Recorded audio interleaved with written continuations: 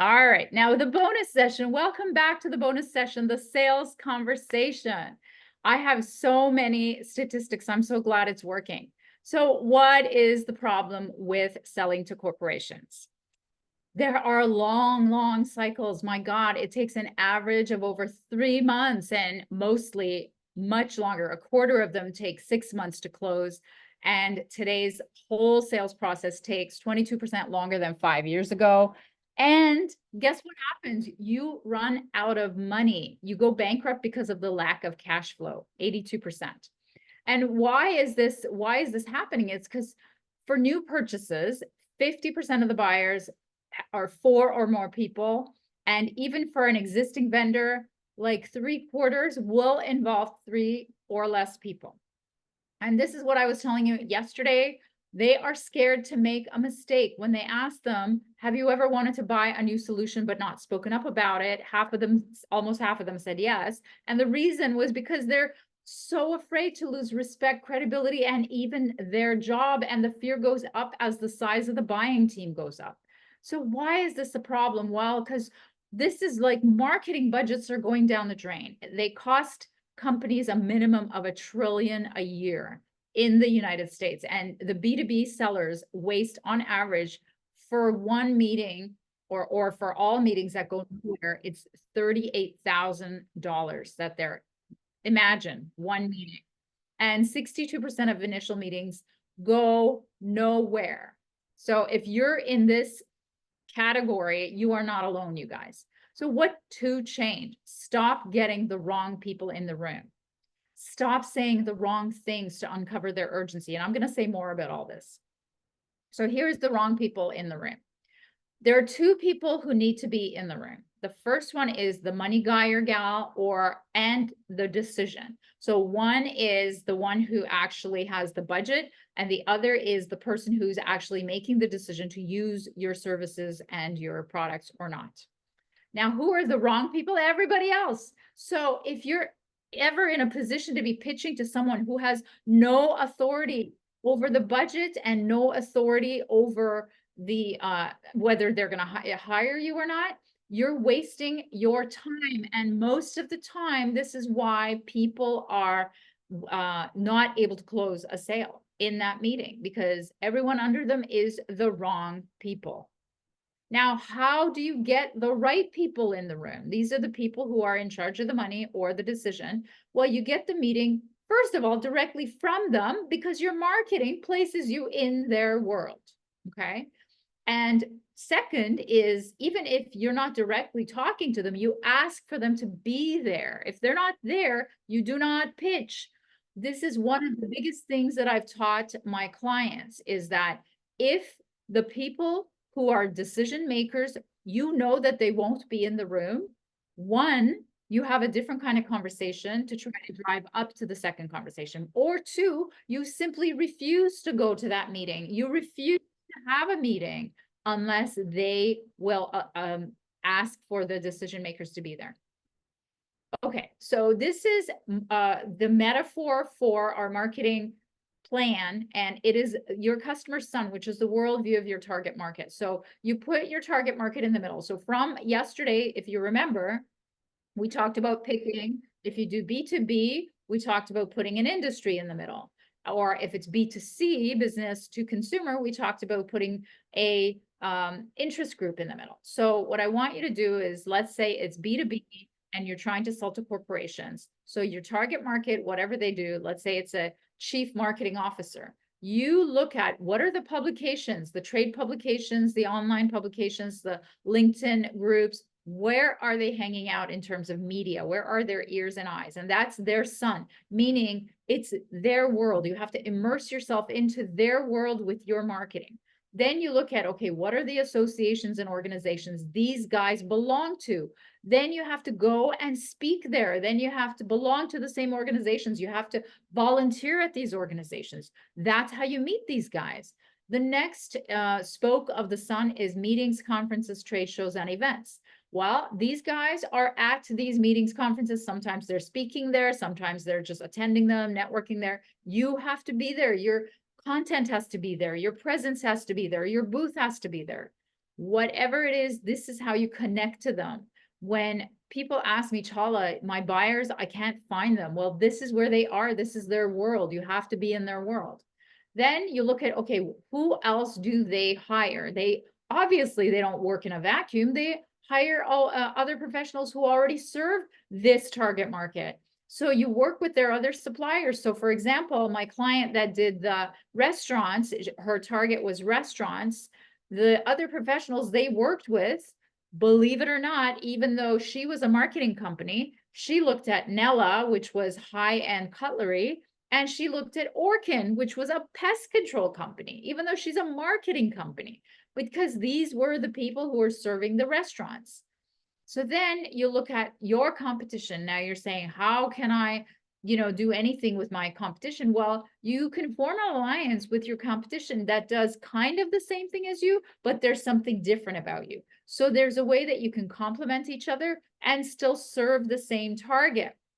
So for example, the same client, what they did was they did marketing strategy, but they paired with a marketing company that only did SEO. And so they both targeted restaurants, and they could form an alliance and do marketing together and introduce each other to each other's target market. Okay.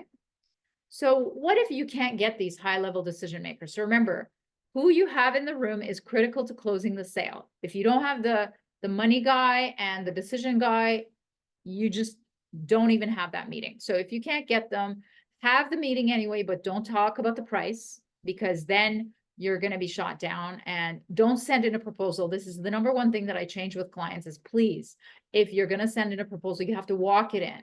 You can't just send in. And what's going to happen to you is, if you're not meeting with the top level decision makers, they're going to say to you, okay, just send me a proposal and I'll, talk it up and I'll sell it in. I mean, they don't say that to you, but they just say, just send me a proposal. And that's what they do. They try to sell for you. And guess what? They can't, because they're not you. They don't know your products and services. They're not as invested in, selling your products and services, and they can't overcome objections like you can. Okay. So don't send the proposal. Book the next meeting with the key decision makers involved, or don't go at all. I'm telling you right now, when you send in a proposal, and this is not, I'm not talking about RFPs, but there's a whole other process for RFPs where you should be meeting mid-contract to find out what's working, what's not working with their current incumbent, and put those into the next proposal.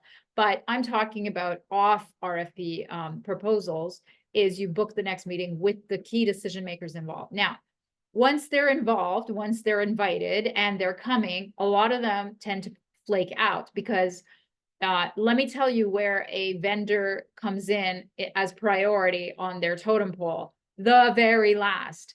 They have to save their neck, save their bacon, save the company, save, millions, and save jobs. So they're not going to prioritize you, but there are a few things that you can do to prioritize them, make them prioritize you. So reach out personally to talk about the meeting through social media channels or through email, CC if you're talking to their team when appropriate. You don't want to bombard them, but you want to seed little reminders and exciting, little reminders to them.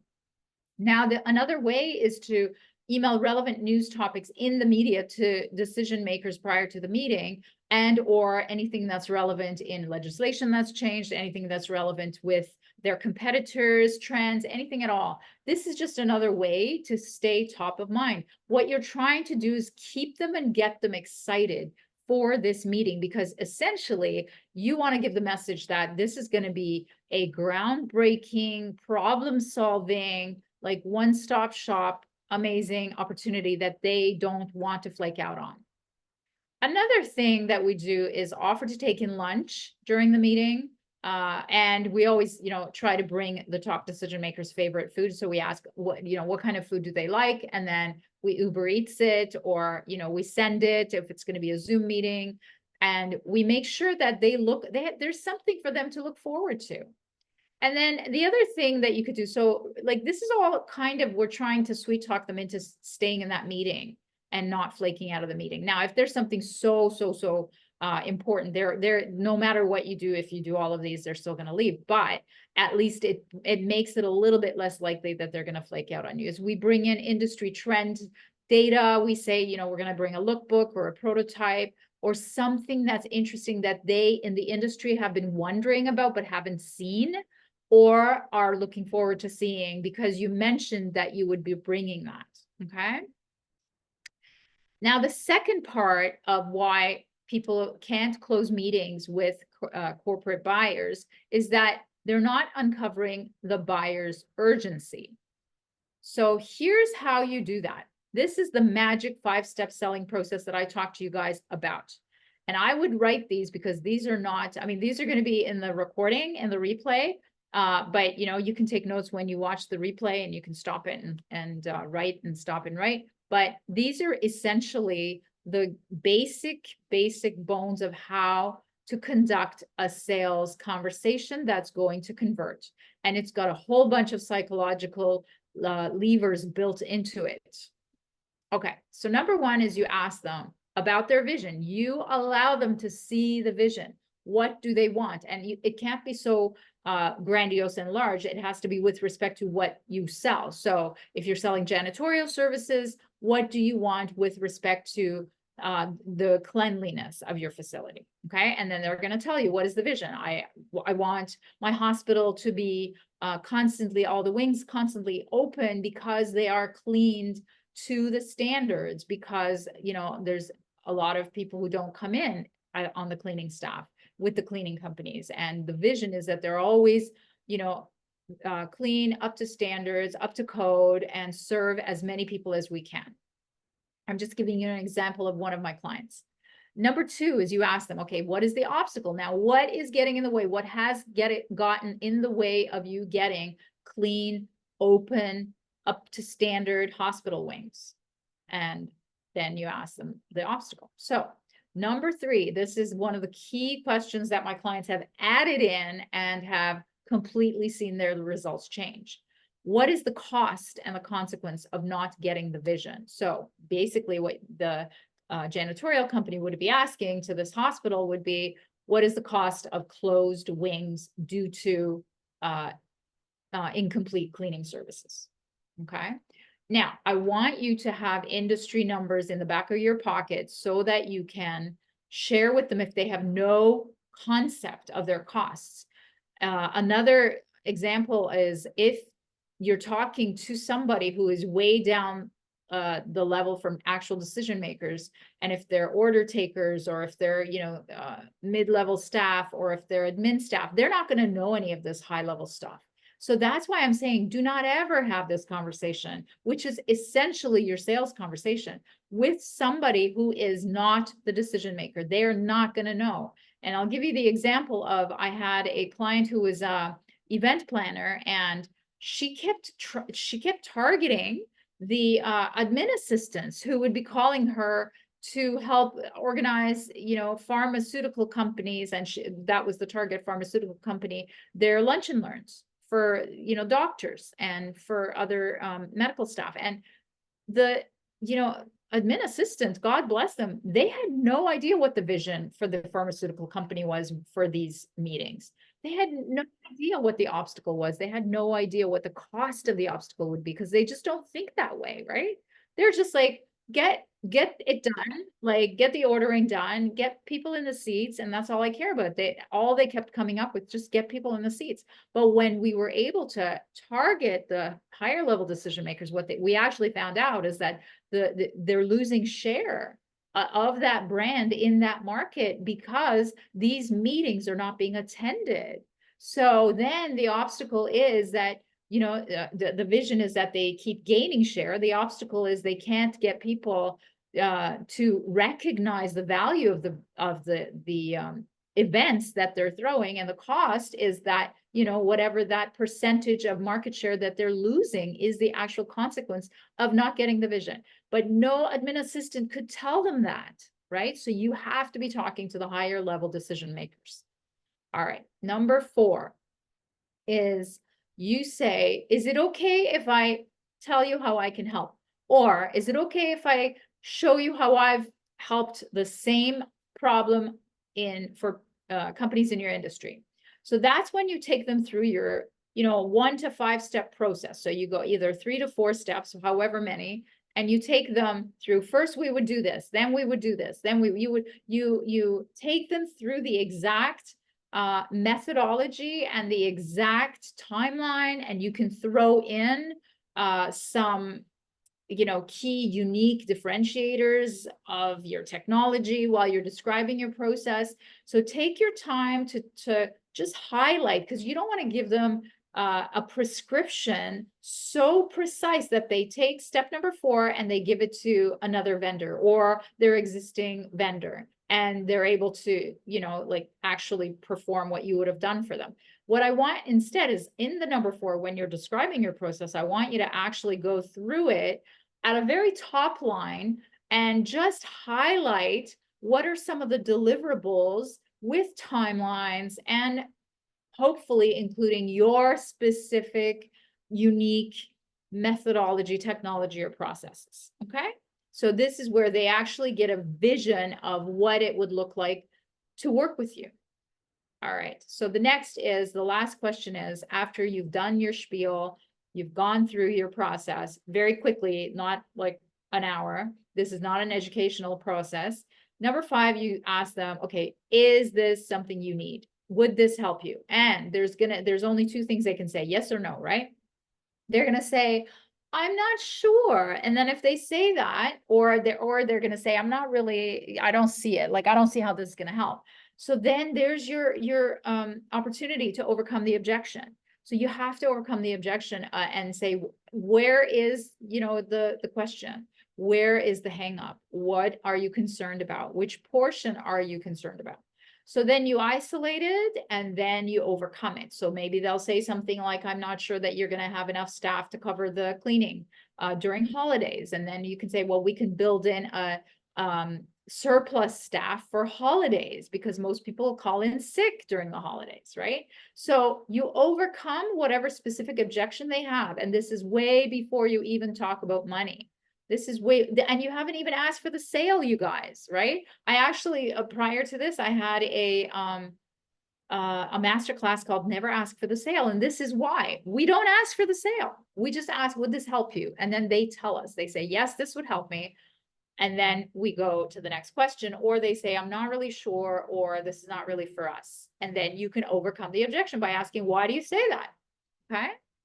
All right. So I want to give you an idea of what a sales presentation should look like once you're doing a capability presentation, and then you're adding the 5 questions to the end. So the capability presentation should comprise of 3 to 4 stories of how you've helped. And this is a client. So I've taken a client example, and it was a signage company, and see the vegetable medley sign.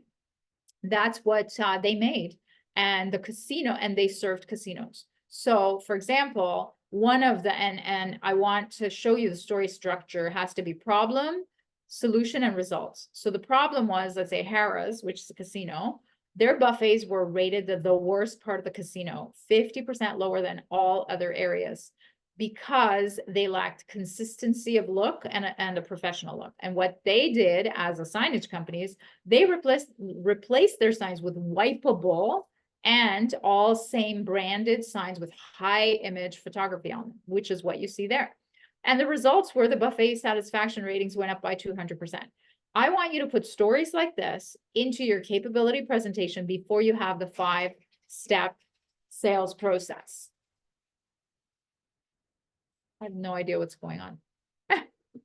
There's some disaster befalling me every day since the beginning of this. Okay, so let's talk about the objections. The objections is when they say, I have to think about it. Usually what I say to them is, when I hear that, it means I haven't answered all your questions. What specific questions do you have that you'll be asking yourself that I can answer while I'm here? And then they might say it's too expensive. That's when you go back to the cost of the obstacle that they came up with. And it's usually like 10 times. It's usually a multiple of what your services cost. Just remind them. So you had told me that the cost of going out of business was $1 million, and the cost of my fees are roughly $3,000. Where is the disconnect? You ask them this. You remind them of what they came up with. And then you remind them of the disconnect. And then, you know, you could also say, what is your typical decision-making process when investing in your business? And then you can either reveal that they have none, or you can see where they're getting caught up in that process, and you can help them or change what you're offering in order to overcome that objection. Okay, so I wanted to do a sales role play, but I want to stop here, praying that nothing's frozen. Okay, everybody's still there. Okay, so what do you guys think? Any questions? Put up your hands if you have any questions, and then I will take a volunteer and I can either sell to you or you guys can sell to me, whatever your product is. All right, is there any questions about the process? Nope. Okay. Is there anybody willing to do the demo of selling? Yeah, Jeanette, you want to do the demo? Oh, I think you're muted. I will try my best. Okay. Well, you're the best. Okay. Okay. And Okay, you so can butcher me any way you want because I'm only going to learn. I'm a gentle marketer. I don't butcher. Okay. You're so sweet. Okay, wait, hold on. Did you write down the 5 questions? Do I understand the 5 questions? Yeah, so Vision, vision, obstacle, yeah. what, And what I can do to help. yeah, wait, Would no, this help wait, you? cost of the obstacle, you forgot. Cost of Where the does that come? So Number- vision, obstacle, cost Oh of yeah, the, cost of the obstacle. and then What number 4 can is you do your to process. help? Yep. And then I wait for the objections. Number 5 is, would this help you? Or Yeah. is this what you need? Yeah. Yeah. Would And this- then I wait to hear what they have to say. And then you have, okay. Oh, you're such a good student. Okay. All Okay. right. Let's do it. All right. Chala, I'd love to know what your vision is for how you would do your ad spends to get more publicity for your company without maybe incurring the publicist or spending a ton on paid ads that may or may not be working for you. Okay. I forgot to ask, what industry am I in? Oh yeah, are you going to pretend to be? Yeah, Okay. I'm going to pretend to be in Okay. So I want you to be a lifestyle niche brand, perhaps clothing. And the whole thing here is I want you to be a sponsor of my show. Okay, got it. Okay, so I'm a lifestyle clothing. Yeah, lifestyle clothing. Clothing. But not national, niched. Okay, and local, and it's manufactured. No, it's not local. You can't be local. You have to fit the criteria. So you have to be a niche brand. You have to have your company set up for intake of sales anywhere in the world using a Visa card. And you have to cater to women over 40. And you could be like environmentally friendly, things like that. Okay. All right. Shoot. Okay. So you said, what is the vision, right? What is your vision for your ad spend, your PR campaign, and your client outreach? Okay. Now I'm gonna step away from being the client when I put my hand up. So that's too many. Give me one. Do you know what I mean? Okay. What's your vision for your ad spend, Chala, as a marketing director of this lovely lifestyle brand company with the most gorgeous clothes and the fabulous now I already compliment them and all that first. I do my homework on their company. Okay. So my vision for the ad spend is that we maximize the spend to have the ROI, that we're gonna increase as many sales as we can. And our sales, increase target this year is 40%. Okay. And what is the obstacle, Chala? What has been keeping you from getting this in your business? Jeanette, the ads are not working. Which ads specifically? The online ads? Every kind of, we're doing retargeting, we're doing social media, we're doing, off social, we're doing like, live in the wild, like bus shelters, we're doing every kind of advertising, and it's not converting. And so what's the budget you're putting towards this? That's not part of the, oh, so are you gone to the cost of the obstacle? Yeah. No, so the question should be, how much is this wasting for you? How much are you wasting? Okay. How much are you wasting in money every year putting your dollars to this type of a spend? Our budget is 5 million every year. 5 million every year. Okay. Okay. But so you didn't ask me, like, which part of that do you think is being wasted? Because you're gonna sell me that part that's being wasted, right? Okay. Yeah. And Well, I'm more interested in the online part, but okay, which part of that do you feel is being wasted? so then ask me, say which part of that is online. And then I can say How much of that or which part of that is online? how much of that. So half of that is online. Okay, so 2.5 million. Uh-huh. And how much of that do you feel is being wasted? Honestly, I'm gonna say 90%. So do the 90%. math, 90% of 2.5. Mhm. Okay, would you be open to hearing how I could help with my process? I would love to hear how you. Okay, so what I like to offer my clients is a done for you conclusive service that starts with a very well prepared interview that I like to train you to go through and answer specific questions so that your brand message can get through in a non salesy way. Very important for connecting with your ideal customer. I like to supplement that with a done for you script, 60 seconds or less script, where we'll create a promo video for you to enhance your interview message. And when I say we, I'm talking about a whole team doing it for you. So it's no brainer for you. Um, and then we like to supplement all of that with a very in depth social media campaign where we're going after your targets for you and doing so for over 90 days consistently every single day, up to 8 posts or 12 posts a day, depending on which level you take of the sponsorship. In addition to that, we have something else we like to do, which is called tips and sips, where we give the tip about your product. So in this case, since you produce Lifestyle. jeans that fit in this fabulous denim, we're going to do a tip. I'm going to be your spokesperson. We're going to do a tip about that particular product for you, and we're going to run it as a tip and sip.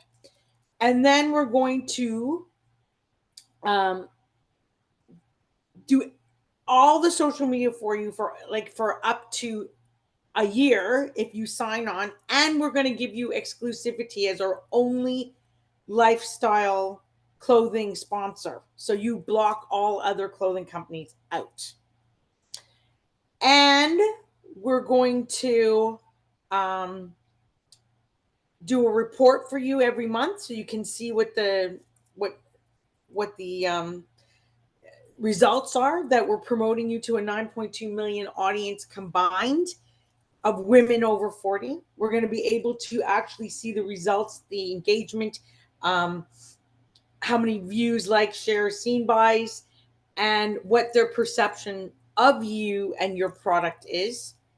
We're going to give you a promo code that will run for you. Sorry, I'm gonna stop. I need you to do only 3 to 5 points. So you're going to like 7, it's too long. So you Okay. need, but it's kind of what I'm looking for. So like make it shorter and top line it. Like you're just giving prescription. It's too much detail. So do Okay. and the other part is like, I'm not hearing why it's different than what I'm already doing. But this is why it's different because I'm the only person who combines training with social media, with an interview, with a done for you script, with a tip, with a promo video, and uh, proper reports, and um, the other parts that I'm going to give you, which is the on-camera training part, so that you'll actually be good on camera when you give that interview and when you make that promo video for me. You'll know what to say and how to say it. I'm the only person who's ever put all these components together using the medium of TV to really get you out there. So I would say that up front, and what I would also pepper in there is somebody who you've helped who was successful. Because this woman is like very jaded right now, right? 90% not working, nothing's converted. So I would start with, I actually have the only platform where I use training, speaker training to launch your brand, which is what I did for blah, blah, blah, where they went from blah, blah, blah to blah, blah, blah numbers. They increased their sales by, 80% over 6 months through this channel. Does that make sense?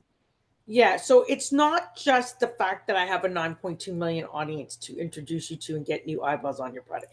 It's all the steps put together to really be different, right? There's no TV's going to offer you that. There's no ad campaign's going to offer you that. There's Yeah. no social media is going to offer you that. I do everything with a Right. team. So then like squish it into the 3 to 5 points. Okay. Put that in with, like I'm the only one who does this, and this is how it resulted with it. Just like throw it in, right? Don't make it an extra point, and try Okay. to keep it short, because like you don't want it to get into education and selling.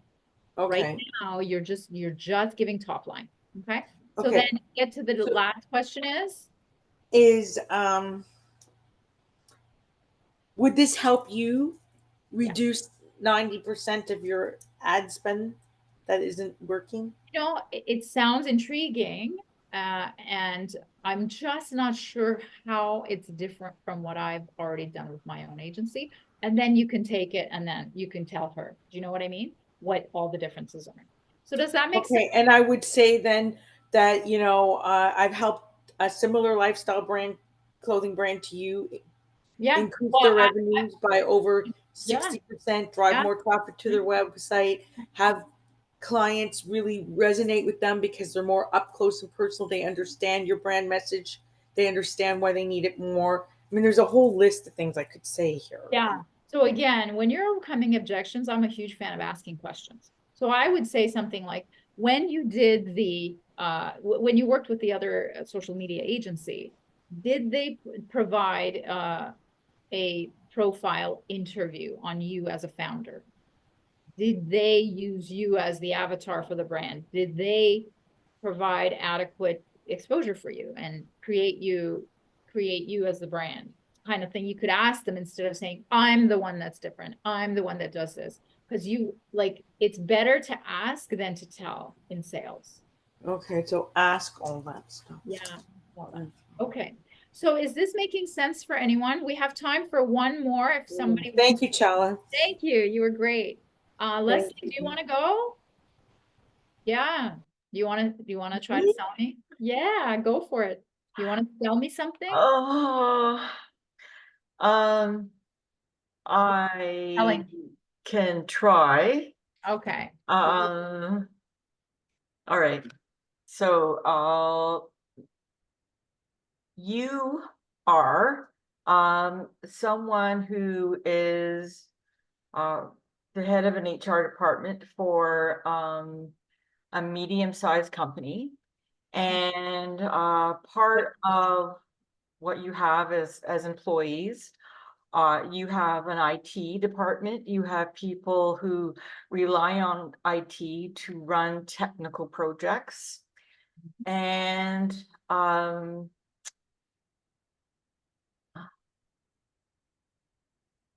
do I What need to industry tell are you you what the in? problem? Do I need to tell you what the problem is, or I was trying to think about what? Well, so what do you, remind me, what is your product or service? Oh, okay. So I want to come in and I want to do team coaching, Mhm. specifically because I'm trying to niche down, as you said, Uh-huh. to IT teams on projects. And We're so do I need to tell you what the pain points, or yeah. What is let me the feed problem? that to you? Okay. So the pain point, I was actually just working on it from yesterday.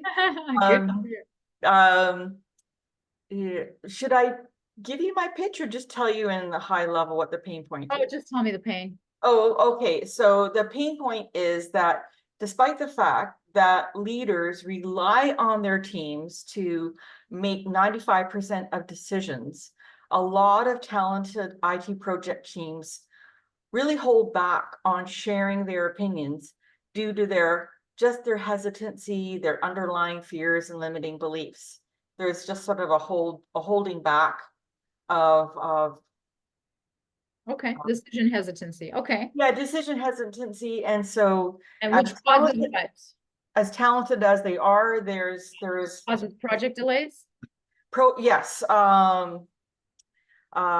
impacts, project delivery, productivity, and performance. Okay, wonderful. All right, so what industry am I in? IT, right? Yeah, you are perhaps an HR person. It could be whatever. It could be retail, it could be construction, manufacturing, but Okay. you still rely on your technical team to, Okay. they're the backbones for getting these projects done. Great. I And would be selling to the head of IT, not the HR. If I, the head of IT. Okay. I would, yeah, All right. sure, I wouldn't. Okay, so, yeah, so you remember the 5 questions? Yeah. Vision, okay, so go ahead. Okay, so Chala, what's your vision for getting your projects delivered on time and on budget with a fully functional project team?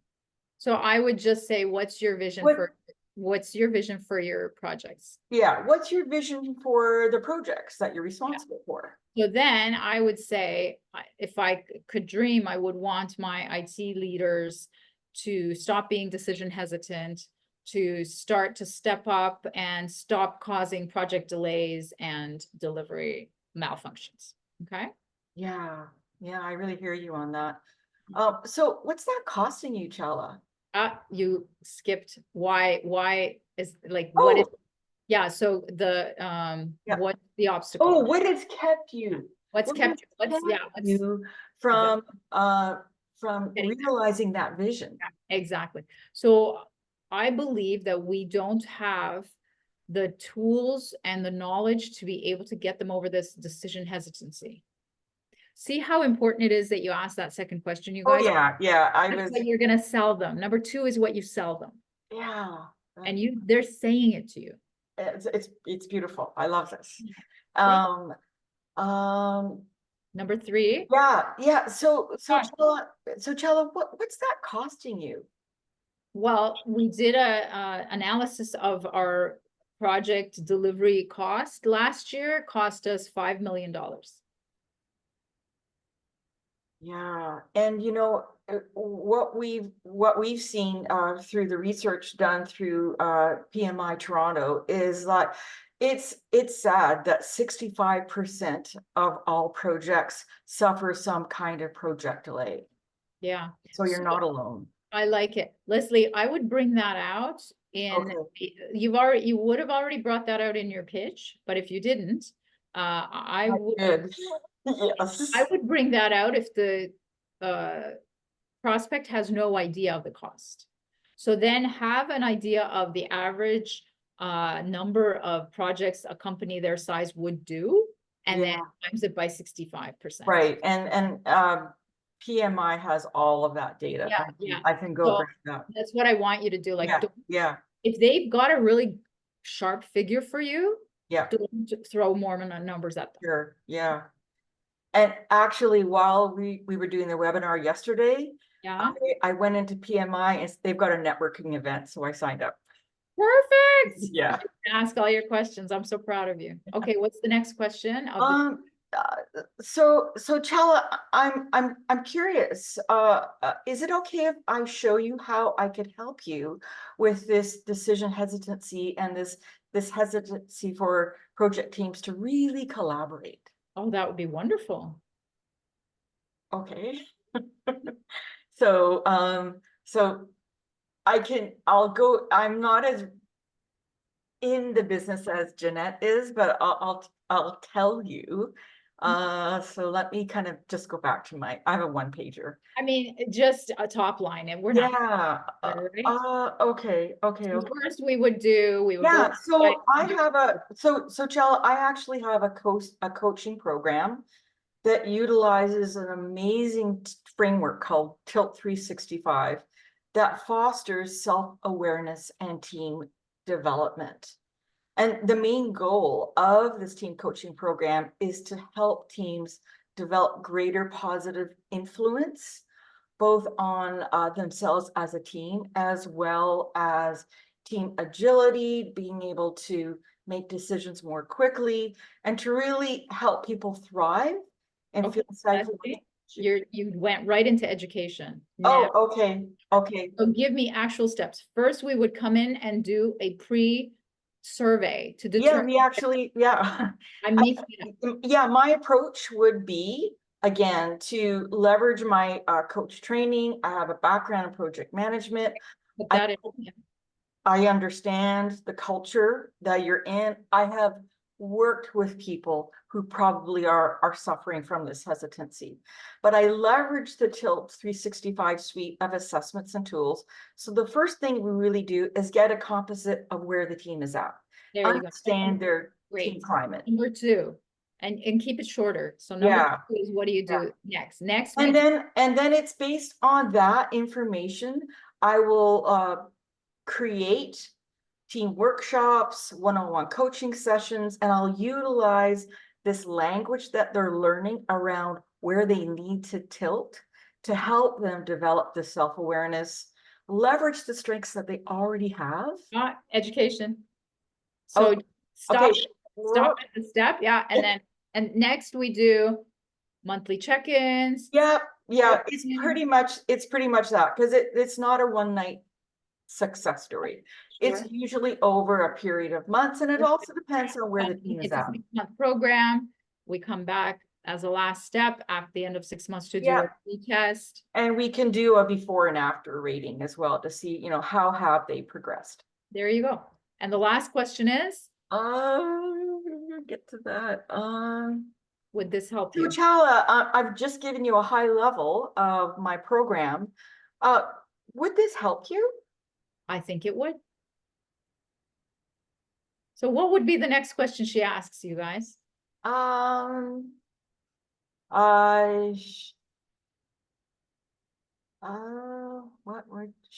much is this gonna cost? No, you're the seller. Oh, okay. I said, yes, I think this is what we need. Oh, okay. Then what would you say? Oh, all right. Well, that's great. Could you tell me a little bit more about the project team that you might have in mind? Okay, I'm that's, just making this up, yeah, John. I know, but usually they want to know the price, don't they? Yeah. Exactly. So would you like to know a bit of an overview on what the price points might be? You could say that, but what I like to do is I say, what are the next steps? Or do you have any questions? Oh, And then I say, yeah. can you send me a proposal? And then I say, well, we don't do proposals. What we do is we co-create the scope of work together. Exactly, Chala. Yes. So I can give you a scope, Yeah. so I can give you Yeah. a rate So price. yeah, and so we can come so in. what do you see as the next steps, Chala? Is that right? Am I asking? So, yes, exactly. That's perfect. Yeah. So I would require for you to send me a proposal and then make a decision there. And then you're gonna. I can appreciate you saying that. However, I think it would be actually more beneficial if we could get together and talk in more detail so we can co-create that proposal together. So the positioning there is not that it would be more beneficial, is that that's the way you do business. This is my practice Yeah, exactly. of actually. Our process, that is not our process. Our process is that we ask decision makers to be in the room where we co-create a scope of work, where we actually talk about the budget in real time. Yeah. And go away and sharpen our pencils and come back with a final number. But So it's actually positioning it as we actually get together in a room and we co-create this proposal. yeah, or on what we're hearing. Yeah, exactly. So thank you so much for playing, Leslie. I hope that was helpful. Marina, I see you've turned on your camera. Welcome. Do you have any questions? Well, I kind of listening to that. I'm sorry I was interrupted today. And my question right now, based on what Leslie's saying, a lot of things, a lot of times they're asking for ballpark. So they wouldn't even, if I say, well, and I try to say, we need to understand more about your business. I'd like to do work with you, ask more questions. No, I would like to have ballpark, just give me ballpark. And I'm struggling with that. I think I just lost one client because I said, you know, I can't, I don't know enough about your project. Let's work together and create something. You know, we learn more about what you're trying to do. Yeah. And here, you just kind of hang up. Yeah, if they have no time to give you to co-create a solution together, they are only looking for a number. They are trying to compare it to something they already have, and that's not going to go anywhere. And I don't want you to be working with people who are just looking at you as a number. That's not, they're not looking at you as a partner of a solution. So But how they choose me as a partner if it's like I have 5 competitors and somebody tell him, oh, it's $3,000 when it's 50, and you know, and that's what he'll go with them without even giving me opportunity. there is no corporation that only selects based on price. None. Oh, you're talking about, okay. There's no buyer who will risk their reputation on quality and losing their job and causing more expensive problems to go with just price. You have to do the right marketing and the right messaging to get in front of them, to position yourself as somebody who's a specialist in a very specific problem that is way better than everybody else who's giving him $3,000. And if you give him 5,000, but in their mind, you're 10 times better, they're going to find that you're going to be the better option.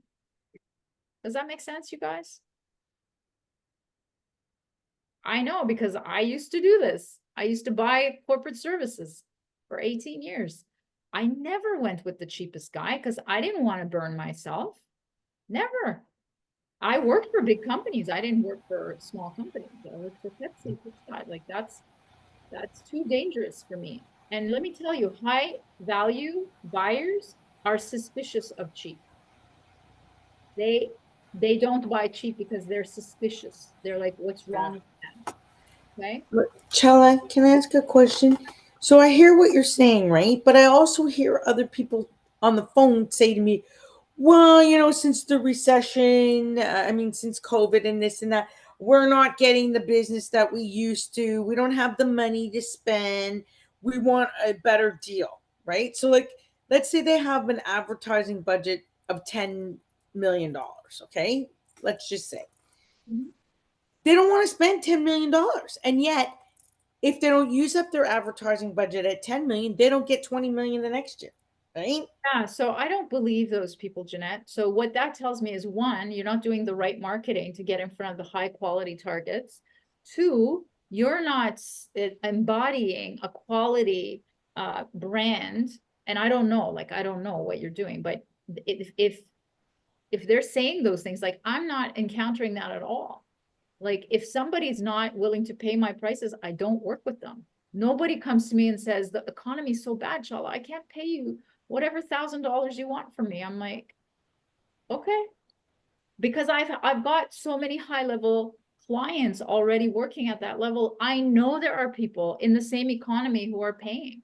So I don't even waste my time with those people. I think maybe some of them are just the wrong target. Then I shouldn't even be wasting my time with. Like, Absolutely. I don't want to be I am no bargain huntress service either. I provide a very quality service with 5 to 8 people on the team to execute it. There's no way in hell I'm going to do it for like. Yeah, so change your marketing, change your targeting, change your messaging. It's got to do, if what you're experiencing in your business is not what you want, it has to do with your marketing, because that's who you're attracting. And if you're not doing any marketing, that's what it has to do with. Oh, I'm doing marketing, yeah. Yeah. Okay, So, thank you. Is it any chance for small, like you just said, the big corporation, would they risk their job, like you said, if they hire a small company that could, you know, flaky from their perspective? And wouldn't they go with Oracle or somebody big guy instead of small person, a small company, do we have any chance Yes. to? We But do. only for a very, very niche problem. I worked at Pepsi. We hired tiny companies all the time. You know why? Because the big companies, they didn't super specialize in one problem. Right? Like you have to really go. Remember, I was forcing you to go really niche yesterday. That's why people pay me, is to figure out what is that one niche. Mm, Because then you can charge anything you want. Then people run after you. Then you sound different than anybody else. mm. You have to niche. Then the big companies, it doesn't matter how big they are. Chella, I've got a couple of questions. Sure, we've got uh, 8. Go. Marina, her question about, just give me a ballpark.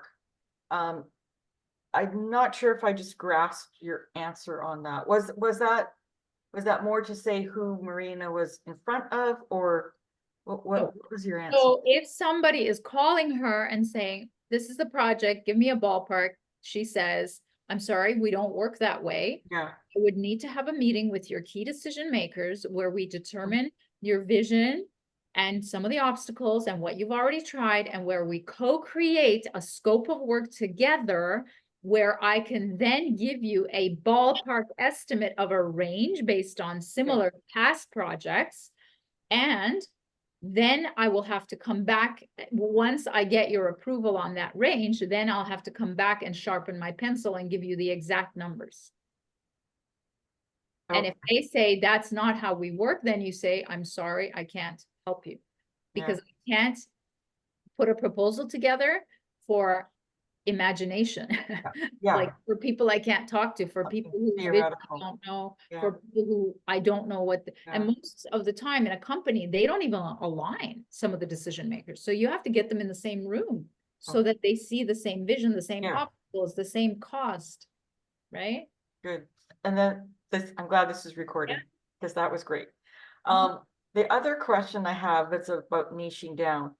What I just pitched you, I definitely niche down, because I'm thinking about teams in general. And then I realized, oh no, that makes sense. Niche down, niche down. Yeah. So, IT project teams is the result of just rethinking that. Yeah. However, to me, it's also a door opener. I could work with any team. I could work Yeah, with, that's all you need. You need. I just wanted to confirm that. That's That was exactly. the hook, as you said. Hook, yeah, Yes. and then you open the door and then you upsell and cross-sell everything. Yeah. And it is an issue. I've met and networked with a lot of people who have developers all over the world, and there are massive cultural issues with them just saying, yes, boss, whatever you say. So that is an issue. It's not just made up, but it's, to me, it's like a door opener too. That's wonderful. So I'm just typing out my schedule repositioner in the chat. You can go to repositioner.com/schedule. If you want to hire me to work on your business, that's where I'm at. And we've got a couple of you have already made an appointment. So I'll see you on your appointment on this Zoom link. And if you have no other questions, I will let you go. Any Thank other you. questions, anyone? Well, I was just curious, Charla, like what you do to help us? Like, what are your services? I find your super niche. Super what? Super niche. I find your super niche. I find that niche that people are going to actually pick up the phone, give you a meeting, and actually close the sale. Okay. Because But does that include like helping us write copy and stuff like that? yeah, Okay. All right. I look forward to talking to you on Monday. Thank you. Bye. right. All the best, everyone. Take care. Bye. Bye-bye. Bye.